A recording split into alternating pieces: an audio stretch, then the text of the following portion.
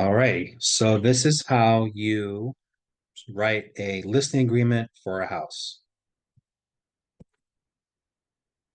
for a residential listing agreement. So we're gonna go to your file, add a checklist. It's going to say listing at the top. Listing date, you could put whatever date you're starting. Let's just say we're gonna start it today. Listing agreement right here. Use forms, select from list. Make sure that it always says transaction broker. So we're going to scroll down to exclusive right of sale listing agreement transaction broker. Select next.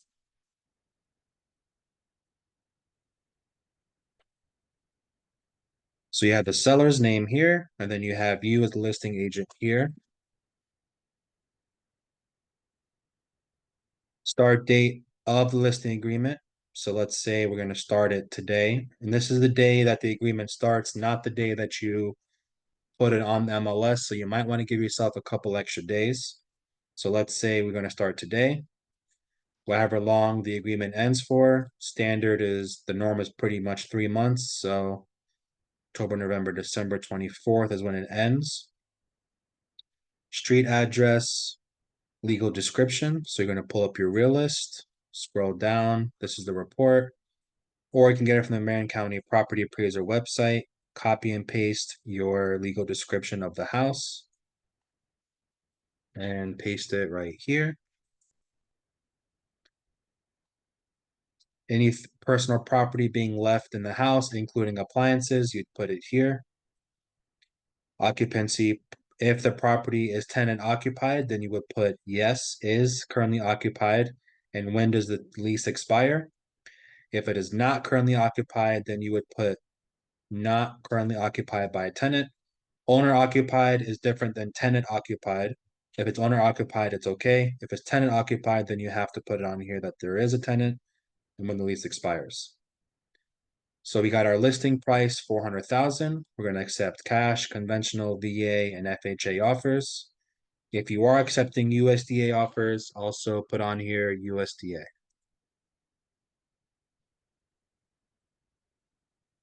This section here is seller financing. We are going to skip that because I do not, or you would never usually worry about seller financing. So that box number 3B is skipped.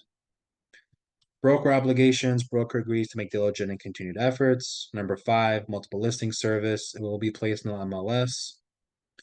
Number 6, we don't have a virtual office, so this doesn't apply, but very, very, very rarely you will ever have to deal with this where it says display the property on the internet except the street address.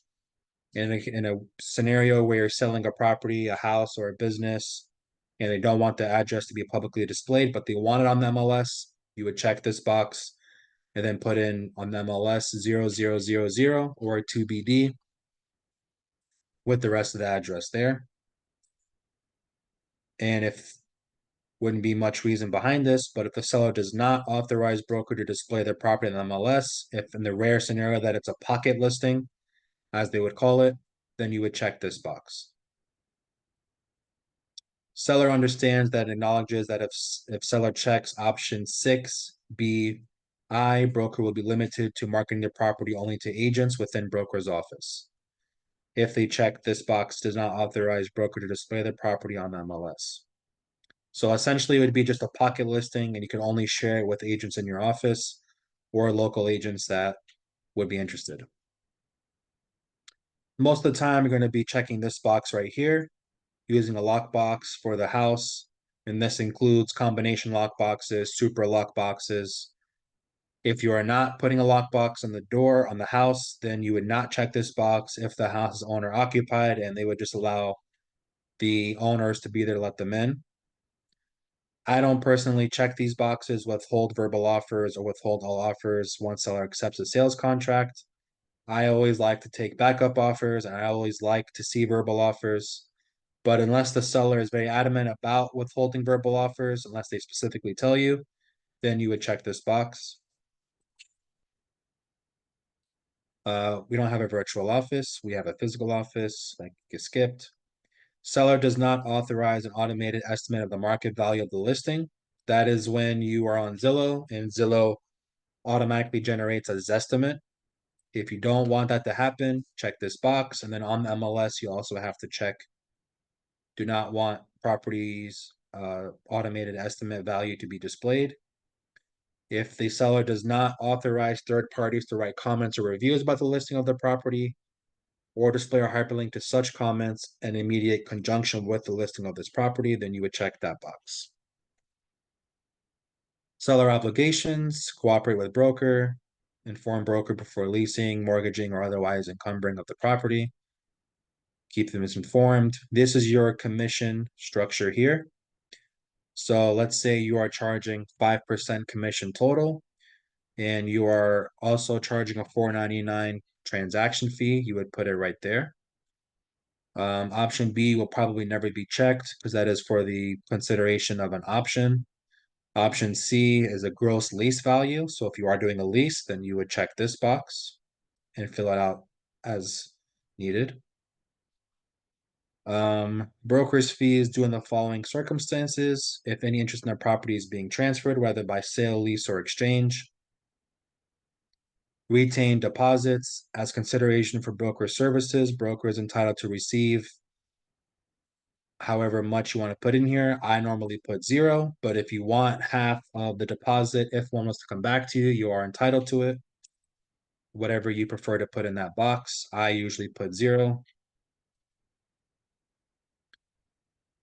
Notice the seller regarding buyer's brokers. The buyer's broker, even if compensated by seller or broker, will provide services for the buyer. Seller is advised and is aware that seller may, but is not required to, compensate a buyer's broker upon closing. Compensation to buyer's brokers.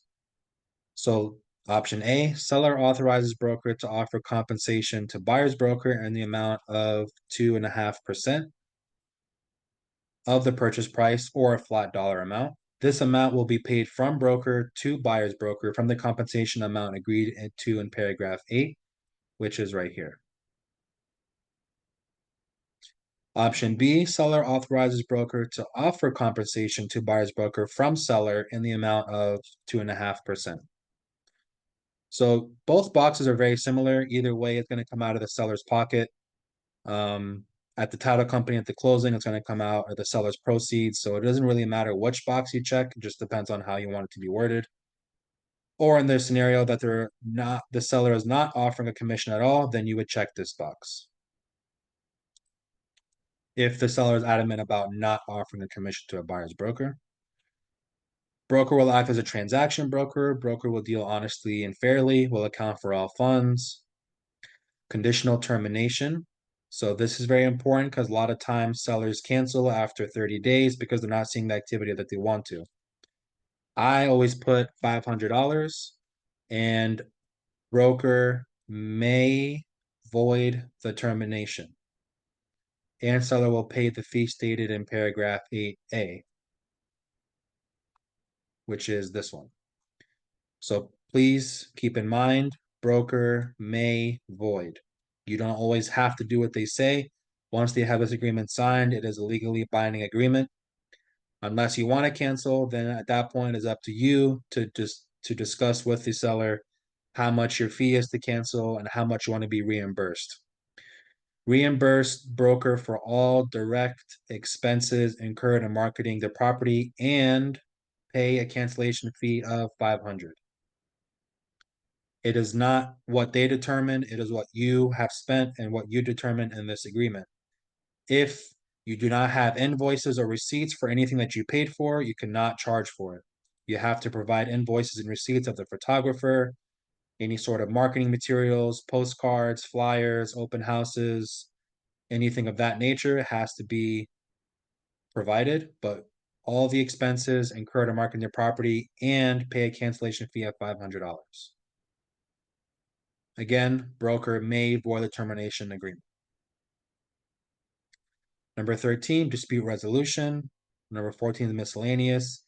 Any additional terms in here? So for example, If listing agent brings the buyer directly, commission will drop to 4%.